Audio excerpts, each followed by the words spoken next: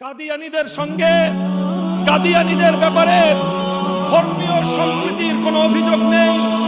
আমরা পরিষ্কার ভাষায় বলতে চাই, হিন্দুরা ধর্ম পালন করে, বৌদ্ধরা ধর্ম পালন করে, খ্রিস্টানরা ধর্ম পালন করে, যার তার ধর্মীয় পণ্ডিত থেকে স্বাধীনভাবে ধর্মীয় অধিকার পালন করবে। নিরাপত্তার যত প্রয়োজন এদেশের আলেম সমাজ এবং তৌহিদি জনতা দায়িত্ব পালন করবে। কাদিয়ানীরা ওরা ওদের ধর্ম পালন করুক, এ ব্যাপারে আমাদের কোনো আপত্তি নাই। কিন্তু ওরা কাদিয়ানী কুফরি ধর্মের নামে ইসলামের নাম দিয়ে ধর্মপ্রাণ মুসলমানদের ঈমান ধ্বংস করবার জন্য প্রতারণার ফাঁদ পাতবে, এটা আমরা একজন নবীর উম্মত বেঁচে থাকতে বরদাস্ত করতে পারি না, বরদাস্ত করতে পারি না। কাজেই রাষ্ট্র এবং সরকারকে আমরা বলতে চাই, আমরা চাই না দেশটার মধ্যে কোনো সংঘাতের পরিবেশ তৈরি হোক, এটা আমরা চাই না। কিন্তু মনে রাখবেন, একজন মায়ের সন্তান যদি তার চোখের সামনে দেখে তার মায়ের ইজ্জতের কাপড় নিয়ে কেউ টানাটানি করছে, তাহলে সান্ত্বনার ওয়াজ দিয়ে ওই সন্তানকে আপনি নিবৃত্ত করতে পারবেন না।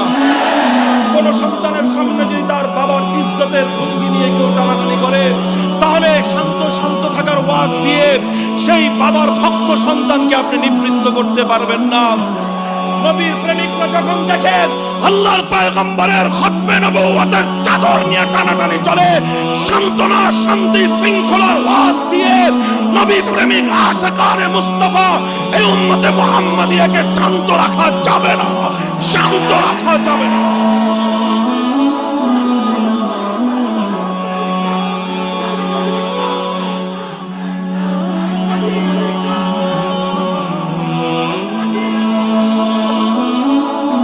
এটা হলো আমাদের প্রথম কথা। ইসলামের বিরুদ্ধে, আল্লাহর কোরআনের বিরুদ্ধে, আল্লাহর পয়গম্বরের ইজ্জতের বিরুদ্ধে কোন ষড়যন্ত্র আমরা বরদাস্ত করে নেব না ইনশাআল্লাহ। দ্বিতীয় কথা হলো, শুধু এখানে আমরা ক্ষান্ত থাকতে চাই না। আজ এই জাতি আশাহত জাতি, গোটা জাতি এখন আশাহত এক জাতিতে পরিণত হয়েছে। মানুষের আজকে স্বপ্ন নাই, মানুষের রঙিন স্বপ্নগুলো আজকে জালিমের বুটের নিচে দুমড়ে মুচড়ে সব ধ্বংস হয়ে গিয়েছে। এই আশাহত জাতিকে আবার নতুন স্বপ্ন দেখাতে হবে, এই আশাহত জাতিকে আবার নতুন করে অনুপ্রাণিত করতে হবে। হে যুবক, তোমরা প্রস্তুত আছো তো ইনশাআল্লাহ?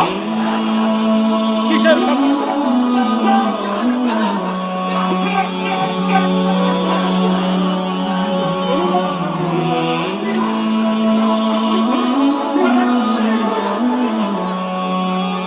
কিসের স্বপ্ন দেখাবে?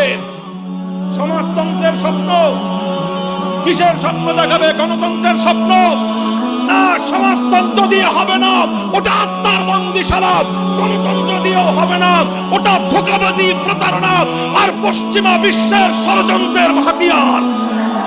সমাজতন্ত্র, গণতন্ত্র সহ সমস্ত কুফরি তন্ত্র, মানব রচিত তন্ত্র মন্ত্রের কবর রচনা করে আল্লাহর জমিনে আল্লাহ প্রদত্ত কোরআনের রাজ খেলাফত কায়েম করবার জন্য প্রস্তুতি গ্রহণ করো।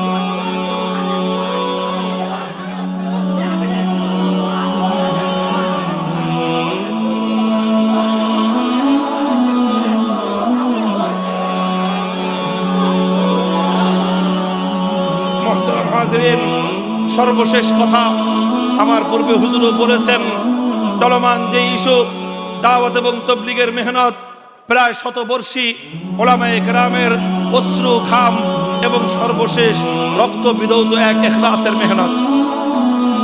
আবার বলছি, শতবর্ষী তাবলীগের মেহনত, ওলামায়ে কেরামের প্রথমে অশ্রু, তারপরে ঘাম এবং সর্বশেষ রক্ত জড়ানো ইতিহাস।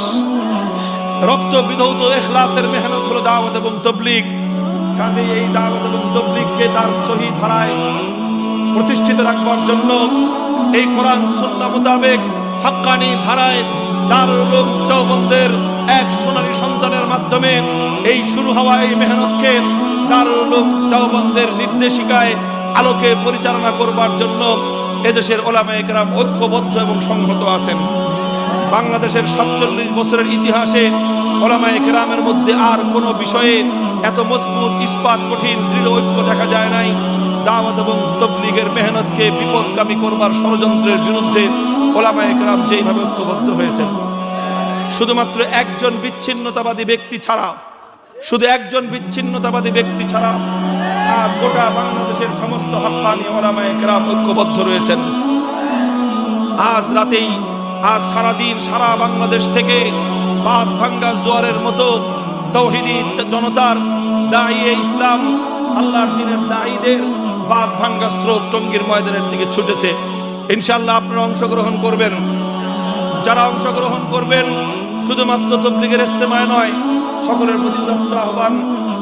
সাধারণ মানুষজন যারা রয়েছেন, বিশেষ করে মাদ্রাসার ছাত্রদের তো পড়ালেখা রয়েছে, বার্ষিক পরীক্ষা অতি সন্নিকটে, বাকি সকলের জন্য আহ্বান, এবার ইজতেমায় যাওয়ার সময় প্রস্তুতি একটা নিয়ে যাবেন।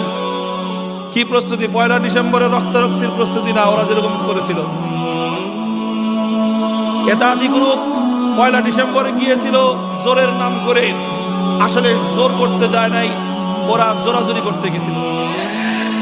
ওরা জোর করতে যায় নাই, জোরাজুরি করে রক্ত প্রবাহিত করতে গিয়েছিল।